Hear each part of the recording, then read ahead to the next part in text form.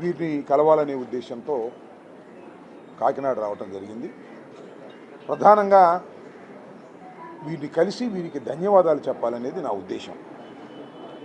ఎందుకంటే మొన్న నేను రాజమండ్రి సెంట్రల్ జైల్లో ఉన్నప్పుడు వీరందరూ మనస్ఫూర్తిగా నాకు మద్దతు పలికారు.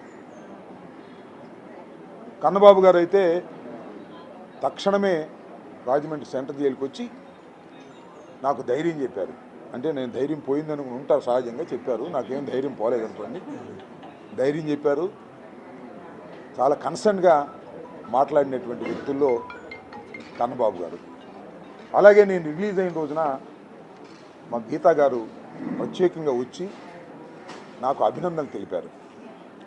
నాకు చిత్రం ఏంటంటే, నేను నిన్న మన రాయుడు గారు నాకు అభినందన సభ ఏర్పాటు చేశారు ద్వారకా తిరుమలలో. వెనక్కి తిరిగి చూస్తే అభినందన సభ అని ఉంది. నాకు ఏం పదవి వచ్చిందని అభినందన పెడతారో నాకు అర్థం కాలా. ఇక్కడ మీరు గమనించవలసింది ఏంటంటే, నేను జైలుకు వెళ్ళొస్తే నన్ను అభినందిస్తున్నారు. దాని అర్థం ఏంటంటే, రాంబాబు గారు మిమ్మల్ని జైలుకు పంపటం అన్యాయం అని దాని అర్థం. దానితో పాటు ఇంకొక అర్థం ఏంటో తెలుసా? రాంబాబు గారు మీరు జైల్లో ఉన్న చాలా ధైర్యంగా ఉన్నారు, మాకు ధైర్యాన్ని ఇచ్చారు క్యాడర్కి అనేది కూడా నాకు అర్థమవుతుంది. దానితో పాటు నన్ను జైలు పంపటానికి, నా మీద కేసులు పెట్టడానికి ప్రధానమైన కారణం ఆ రోజున నేను చంద్రబాబు నాయుడు గారిని దూషించానని పెట్టారని నేను అనుకోవటంలా. ఎందుకంటే దూషించానని ఎవరైనా అనుకుంటారు, పొరపాటున నోరు జారానని వెంటనే గంటల వ్యవధిలోనే నేను క్షమాపణ చెప్పేశా. అయినా నన్ను జైలుకు పంపారు, నా ఇంటి మీద దాడి చేశారు, నా ఆఫీసు మీద దాడి చేశారు. బహుశా చరిత్రలో ఎప్పుడు ఇంత దారుణమైన దాడి జరగలేదు. చరిత్ర చూసుకోండి. తెలుగుదేశం వారికి కూడా చెప్తున్నా, జనసేన వారికి కూడా చెప్తున్నా, ఒక్కసారి వెరిఫై చేసుకోండి. 7 గంటల 20 నిమిషాల సేపు నా ఇంటి ముందు, నా ఆఫీసు ముందు కరాళ నృత్యం చేశారు. పోలీసులు అక్కడే ఉన్నారు, ఏం మాట్లాడాల, సహకరించారు. పెట్రోల్ తీసుకొచ్చి పెట్రోల్ బాంబులు వేశారు, పరుగులు తీసుకొచ్చి గోడలు పగలగొట్టారు, నా ఇల్లంతా ధ్వంసం చేశారు, నా కార్లు పగలగొట్టారు, నా ఫర్నిచర్ పగలగొట్టారు. ఒక్కటి చంపకపోవటమే, నైతికంగా చంపేశారు. ఇంత దారుణమైన సంఘటన ఈ మధ్యకాలంలో చరిత్రలో ఉభయ రాష్ట్రాల్లో ఎక్కడ జరగలేదు. నిజంగా భారతదేశంలో కూడా జరగలేదని నా అభిప్రాయం. Subject to the correction. ఎందుకు చేశారు ఇది? నేనేం చేశానని చేశారు? ఒక బూత్ తిట్టాను అనుకోండి. కాసేపు ఉండవల్లి అరుణ్ కుమార్ గారు చెప్పాడు, తిట్టిన వాడికేమో సెంట్రల్ జైలు, కార్లు పగలగొట్టి ధ్వంసం చేసిన వారికేమో స్టేషన్ బెయిల్ ఇచ్చి పంపించారు. దిస్ ఈజ్ ద సిస్టమ్, పాలన, administration, police administration in Andhra Pradesh. Chandrababu Naidu గారి నాయకత్వంలో, లోకేష్ గారి నాయకత్వంలో ఇలా జరుగుతూ ఉంది. జైల్లో పెట్టి పోలీస్ లాకప్లో వీళ్ళ దుంప దగ్గర కొట్టడానికి ప్రయత్నం చేశారు, కాళ్ళు బగలు తీశారు, ఏదేదో చేశారు. కేసు మీద కేసు, కేసు మీద కేసు, కేసు మీద కేసు పెట్టారు. అంటే రాకూడదు, లోపలేటి పెట్టాలని. ఎందుకు అంటే లోకేష్ రాసిన రెడ్ బుక్ నా కుక్క కూడా భయపడదు అని అన్నందుక, లేదు సంక్రాంతికి ఒక చక్కని పాట రాజకీయ పార్టీ పాట రాసి డ్యాన్స్ వేసినందుక,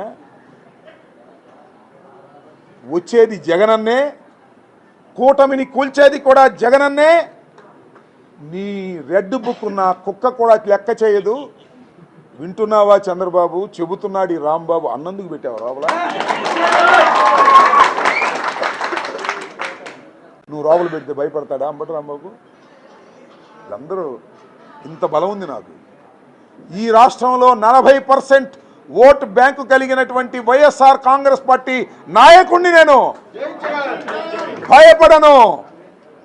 ఇంకొకటి కూడా చెప్తున్నా చంద్రబాబు నాయుడు గారు, ఈ రాష్ట్ర జనాభాలో 20% పైన ఉన్న కాపు కులంలో పుట్టి పెరిగినటువంటి వ్యక్తి రాంబాబు, గుర్తుపెట్టుకోమని మనం చేస్తున్నా.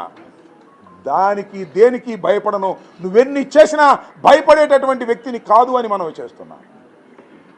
ఇది ఇవాళ ఏం జరుగుతుంది? నా మీద దాడి చేసిన వారి మీద కేసులు లేవు, నన్ను కొట్టడానికి ప్రయత్నం చేసిన పోలీసు వారి మీద యాక్షన్ లేదు. వదిలేస్తామా? న్యాయ పోరాటం చేస్తానని కూడా ఈ సందర్భంగా మనం చేస్తున్నాం. ఆల్రెడీ కోర్టుల్లో ఫైల్ చేశాం. నన్ను పోలీస్ కస్టడీలో ఉన్నప్పుడు కొట్టడానికి ప్రయత్నం చేసినటువంటి ఆ ఇద్దరు సిఐల్ని నిజంగా చిత్తశుద్ధి ఉంటే, ప్రజాస్వామ్యం ఉంటే, అడ్మినిస్ట్రేషన్ ఉంటే ఇమీడియట్గా సస్పెండ్ చేయాలా? చేశారా? వాళ్ళకి మెడల్ ఇచ్చేటట్టు ఉన్నారు, చేసేటట్టుగా లేరు. దీని మీద న్యాయస్థానాల్లో న్యాయ పోరాటం చేస్తాను. రాష్ట్ర వ్యాపితంగా ప్రజల దగ్గరికి వెళ్ళి ప్రజా పోరాటం కూడా చేస్తాను. ఈ రాంబాబు వదిలిపెట్టడు, ఈ రాంబాబు తగ్గడు అనేది కూడా ఈ సందర్భంగా నేను చెప్పదలుచుకున్నాను. ఎన్ని కక్ష సాధింపులు తప్ప ఏమైంది నీ అడ్మినిస్ట్రేషన్? అసలు పండిన పంటకు అసలు గిట్టుబాటు ధర ఉందా ఎక్కడైనా సరే? ఒడ్లు కొనేవాళ్ళు ఉన్నారా? పండిన పంట కొనేవాళ్ళు ఉన్నారా? మొత్తం టోటల్ అడ్మినిస్ట్రేషన్ అంతా కూడా గాలికి వదిలేసి కక్ష సాధింపులే తప్ప మరొకటి లేదు. అమ్మడు రాంబాబు నోరు మెదుపుతున్నాడు, అమ్మడు రాంబాబు మీద కక్ష సాధిద్దాం, లేకపోతే మరొకళ్ళు నోరు మెదుపుతున్నారు, వాళ్ళ మీద కక్ష సాధింపు చేద్దామని. ఇవన్నీ ఏమవుతాయి? చివరికి మీకు సెల్ఫ్ గోల్ అయ్యి మీకు మీ పతనానికి దారితీస్తుందనే విషయాన్ని కూడా మీరు గమనించాలని సందర్భంగా మనం చేస్తున్నాం. ఇప్పటికైనా ఈ కాకినాడ నుంచి డిమాండ్ చేస్తున్నా, నా మీద కేసులు పెట్టారు, లోపల పెట్టారు, I can face it in the court. కానీ నా ఇంటి మీద దాడి చేసినటువంటి వ్యక్తుల మీద మీరు ఖచ్చితమైన యాక్షన్ తీసుకోండి. మీకు బుద్ధి ఉంటే పోలీసులు ఎవరైతే నన్ను కొట్టడానికి ప్రయత్నం చేశారో వారిని సస్పెండ్ చేసి విచారణ జరపండి, మీకు చిత్తశుద్ధి ఉంటే. మీకు చిత్తశుద్ధి లేకపోతే న్యాయస్థానాల ద్వారా ఇవి జరిగేటట్టు చూస్తాం. న్యాయస్థానాల్లో లాంగ్ ప్రొసీజర్ జరిగితే 3 సంవత్సరాలు దాటితే మళ్ళా ఈ రాష్ట్రానికి జగన్మోహన్ రెడ్డి ముఖ్యమంత్రి కాబోతున్నాడని కూడా నేను స్పష్టంగా చెప్పగలను. నేను కిర్లంపూడి వెళ్ళాను, నేను రాజమండ్రి వెళ్ళాను, మొన్న ద్వారకా తిరుమల వెళ్ళాను, ఇవాళ కాకినాడ మన కన్నబాబు గారి దగ్గరికి వచ్చాను, మళ్ళీ ఇప్పుడు త్రిమూర్తులు గారి దగ్గరికి వెళ్తున్నాను. ఎక్కడికి వెళ్ళినా ప్రజల్లో కసి పెరిగింది. పరిపాలన గాలికి వదిలేశాడు చంద్రబాబు నాయుడు.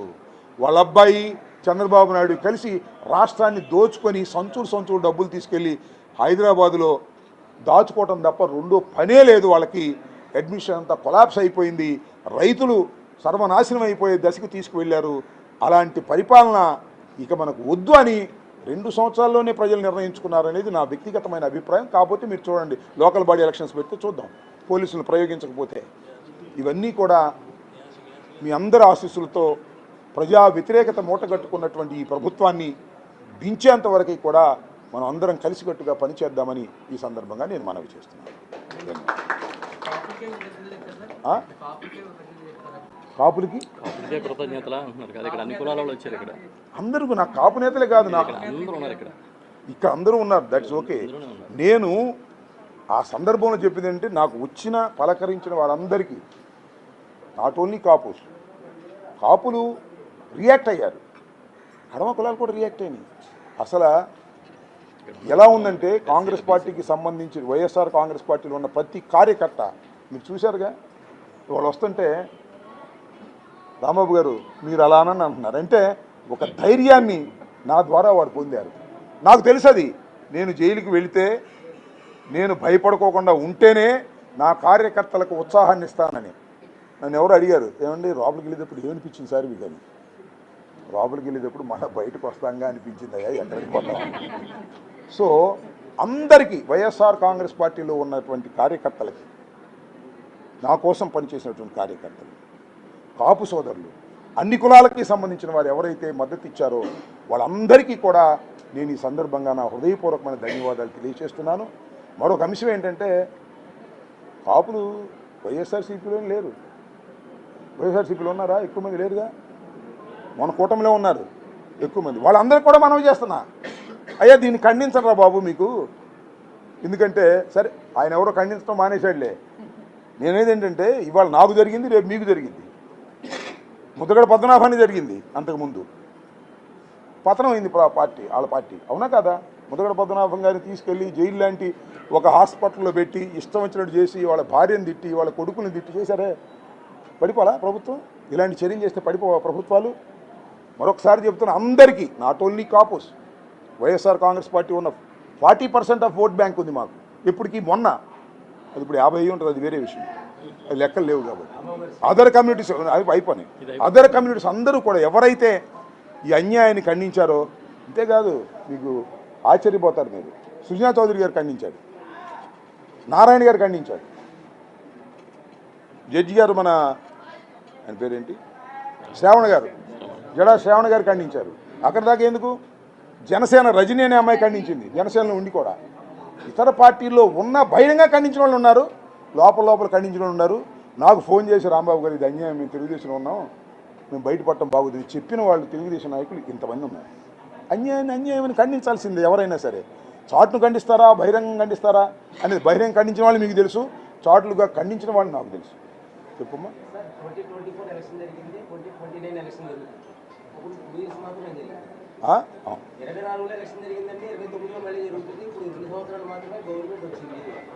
ఇప్పుడు మీ సభలో సమావేశాలు లేకపోతే మీ నాయకులు జగన్ గారు పెట్టే సమావేశాల్లో 29లో మనమే అవుతున్నాం అని చెప్తారు తప్పించి ఇప్పుడు ప్రజా సమస్యల మీద ప్రత్యేక కార్యాచరణ ఏం చేస్తున్నారు?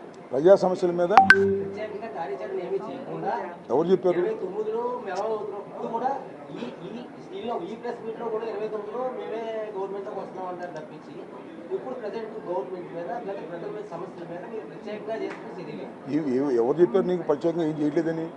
ఈ ప్రభుత్వం మీద ఎన్ని ఉద్యమాలు నడుపుతున్నాం మేము? రైతులు గిట్టుబాటు ధర మీద నడపలేదా? You not following. అంటే మీరు చెప్పేది ఏంటి? వైఎస్ఆర్ కాంగ్రెస్ పార్టీ ఓరికినే 2029లో అధికారంలోకి వస్తామని చెప్పడం తప్ప మీరు ప్రజా సమస్యల మీద మీరు కదలట్లేదు అనేది కరెక్ట్ కాదు. అనేక ప్రజా సమస్యల మీద కలిదేటువంటి కార్యక్రమాలు చేస్తున్నాం. ఏమండి పత్తికి గిట్టుబాటు ధర లేదంటే జగన్మోహన్ రెడ్డి గారు వెళ్ళాడుగా, మిర్చికి గిట్టుబాటు ధర రాలేదంటే జగన్మోహన్ రెడ్డి గారు వెళ్ళి అడిగారుగా. ఏంటి ఇవన్నీ ప్రజా ఉద్యమాలు ఖచ్చితంగా వైఎస్ఆర్ కాంగ్రెస్ పార్టీ కన్స్ట్రక్టివ్గా చేస్తుంది. మీరు గమనించకపోతే మేము చేయగలిగింది లేదు. కానీ మీరేమైనా సలహాలు ఇస్తే చెప్పండి, అవి నచ్చితే పాటిస్తాం, దానిలో ఏ అభ్యంతరం లేదు. ఎప్పుడు పోరాట పటిమతోనే వైఎస్ఆర్ కాంగ్రెస్ పార్టీ జగన్మోహన్ రెడ్డి గారు ముందుకు వెళతారు. మేము చెప్పేది ఏంటంటే ప్రభుత్వం చేస్తున్నటువంటి అప్రజాస్వామికమైన విధానాలు, ఒకవైపున ప్రజలకు కావలసినటువంటి పనులు చేయకోకుండా కేవలం కక్ష సాధింపు చర్యలు, రెడ్ బుక్కులు ఇట్లాంటివి పెట్టుకునే చేస్తున్నారు. కాబట్టి ఈ ప్రభుత్వం మీద వ్యతిరేకత పెరిగింది కాబట్టి 2029కి వైఎస్ఆర్ కాంగ్రెస్ పార్టీ అధికారంలోకి వస్తుంది, కూటమి కూలిపోతుంది అనేది మా అంచనా. మా అంచనాకి అందరూ ఒప్పుకుంటారు లేదో చూద్దాం.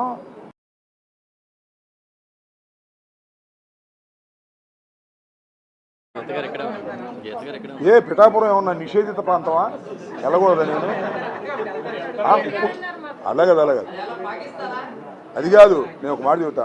నువ్వు ఆగబ్బా, పిఠాపురం ఈ టూర్లో వెళ్ళట్లేదు, మళ్ళీ వెళ్తా. పిఠాపురం ఏమి నిషేధిత ప్రాంతం కాదు, అక్కడ ఎవరు వెళ్ళడానికి వీలేని కాదు. సోదరు ఉంది, ఆమెను కన్సల్ట్ చేసి గ్యారంటీగా మీరు అడిగారు కాబట్టి పిఠాపురం వెళ్తా. అవసరమైతే కుప్పం కూడా వెళ్తా. నిషేధిత ప్రాంతాలు ఏమన్నా? మంగళగిరి రోజు వెళ్తున్నాం. నేను తగ్గేదే లేదని పద్దాకా అవసరం లేదు. మీరు నన్ను చూస్తేనే మీకు అర్థమైంది తగ్గుతానో లేదు. కాబట్టి కొంతమంది తగ్గామన్నారు. ఒళ్ళు తగ్గిద్ది తప్ప పవర్ కాదు, పట్టుదల, కసి. నేను ఒకటే మనవి చేస్తున్నా.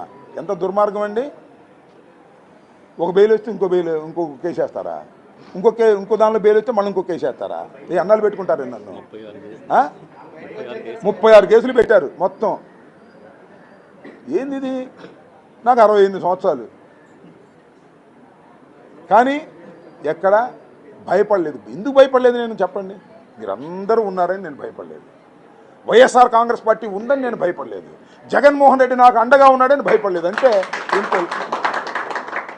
భయపడి బ్రతికే కంటే ధైర్యంగా చావటం మేలని నమ్మేవాడిని నేను. అవసరమైతే ప్రాణాలకు తెగించైనా పోరాడతా. ఎందుకంటే చాలామందిని చంపాడు చంద్రబాబు నాయుడు.